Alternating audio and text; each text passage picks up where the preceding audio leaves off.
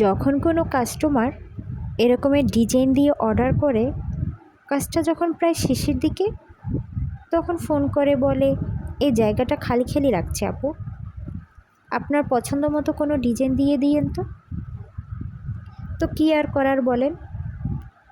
আমরা যারা কাস্টমাইজ করে কাজ করি তারা তো কাস্টমারের চাহিদাকেই প্রাধান্য দিয়ে থাকি।